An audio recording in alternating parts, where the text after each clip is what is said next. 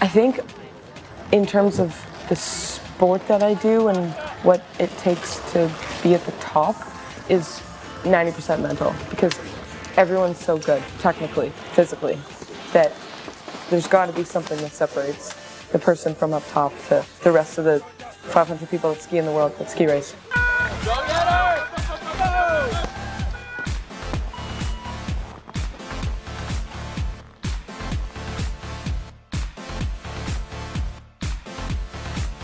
You got to have guts to be a good speed skier. How hard are you willing to throw it down the mountain? Usually the difference between first and 10th is the guy who just stuck his head into it more.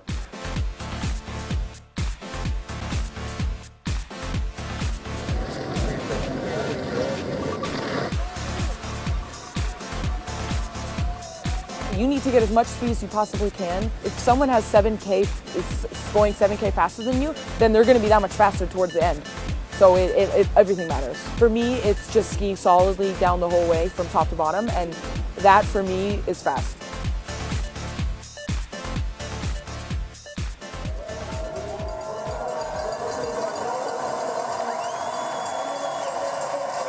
After 3 days of waiting for the weather, there was a real sense of excitement for the women's Olympic downhill. With blue skies up at Whistler, the temperature -4, the snow compact on a very testing course. I was just like ready to turn over a new leaf in February and start again and just come home and like kind of recenter myself and refocus, and then it was like Olympics, here you go. So it wasn't much time for that, yeah.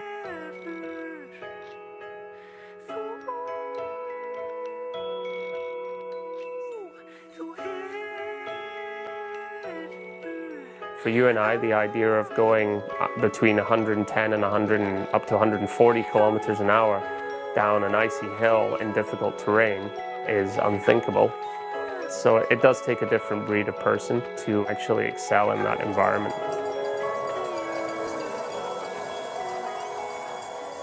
I mean, you try to think of it like as just another race, because it is, in a sense, but it's hard when you're like walking out of the bathroom and there's a volunteer saying like, woo, good luck, congrats, like, and you're like 20 minutes before you race. And just because you have that Team Canada jacket on, like, that's why they were like so beyond ecstatic. Even if they had no idea who I was or how well I did, they didn't even care. To think about expecting all that hype and that support, it's a lot to take in.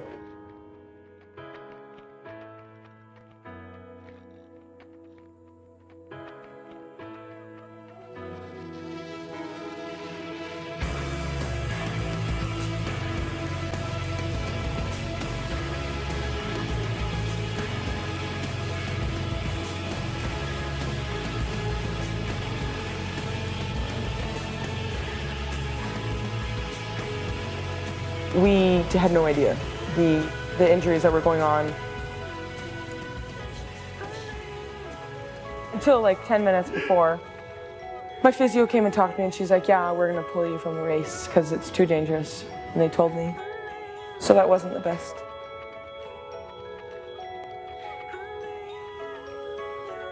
You experience downfall and negativity like day in and day out. So I just tried to stay positive and just move on and just get over it quickly.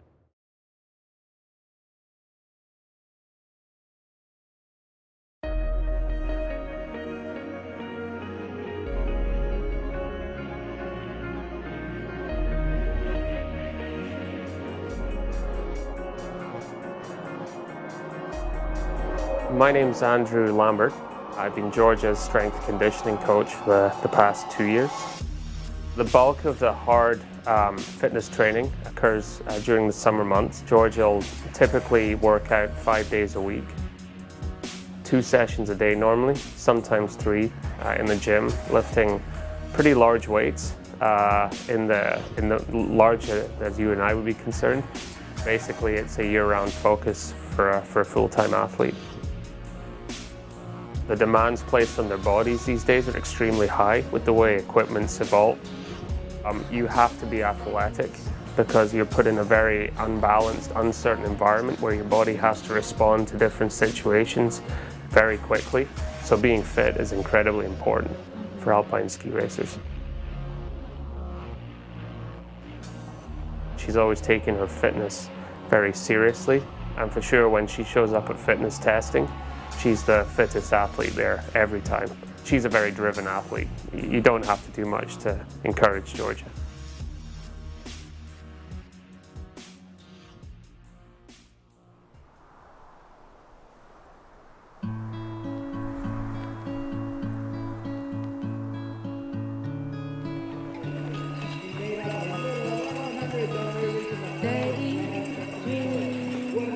We're at Lake Louise.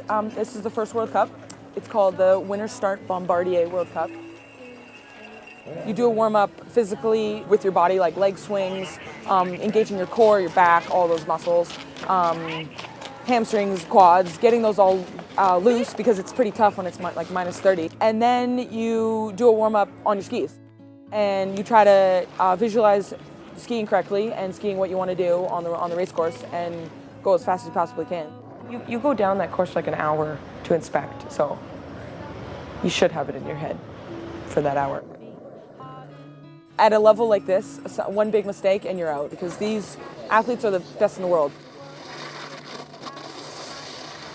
It was super fun to get back into a real downhill course for the first time this year, and I think everyone expected maybe a slightly smoother course, but I think day one is always kind of a jolt to the system in any which way, physical, mental aspects there.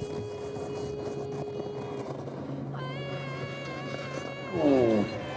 Catching an edge inside there and just sliding down. Unfortunately, one of my teammates broke her leg at Lake Louise. We had no idea that she had hurt it that bad. We knew that she was injured, but like 20 minutes later when there's still a hold on the course and then you see a helicopter come up, it's hard to focus on your run, that you have to go down the same track that someone just broke their leg in 2 minutes, you know. It's tough, but I mean, it's the name of the game, so. Yeah, the same goal, for sure, top 30.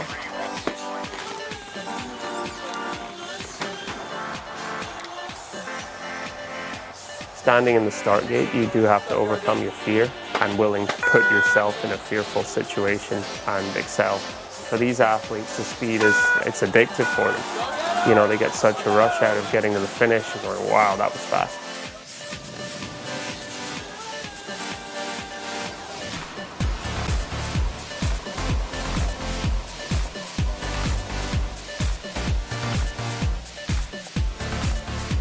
When you are heading to a gate with one ski, that's when you notice you're out of control. And that's when you get a little scared. When you're like, ugh. It's like that moment of, I might not land this, and I might not recover. But until then,